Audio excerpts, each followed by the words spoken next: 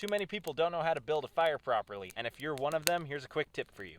If the ground's a bit damp like it is here, lay down a few pieces of firewood to make a platform to start your fire on. That'll help it a lot so it's not absorbing moisture from the ground when it's trying to start up. Instead of relying on a bunch of lighter fluid to light this larger fuel, just bring a small hatchet every time you go camping and process some of it smaller. I can process it right on this platform, starting with the axe right here. I can give it a couple taps to seat the axe, and then I can move my hand out of the way and split it through. You can also set your piece of firewood on the platform like this with the axe against it to chop it in a way where the axe can't slip.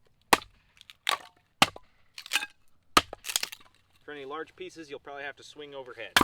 All this smaller firewood is your fuel. Now we need to split some finer to make kindling. For that, you'll take your knife. This is the Sage Smoke Survival Bushcraft knife. I'll have them available on my website soon, so check in for that. Place it on top, take another piece of firewood, and hammer it through. Once it's mostly through, you can give it a twist, and it'll pop apart like that. For kindling, you want some of it as narrow as your pinky, then a handful of pieces thinner than a pencil. Once you split it one way, you can put it back together and split both at once the other way. Split them long, snap them short. That should be all the kindling we need.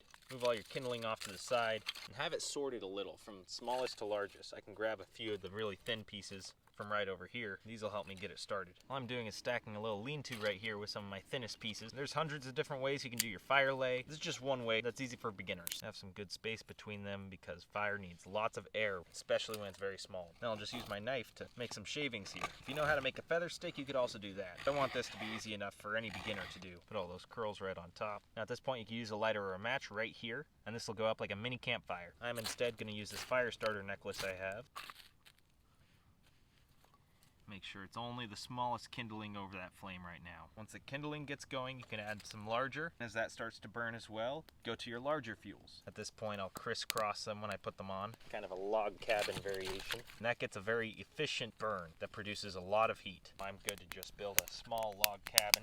Throw a couple big pieces on there, space between them like that, and that'll burn for a good while.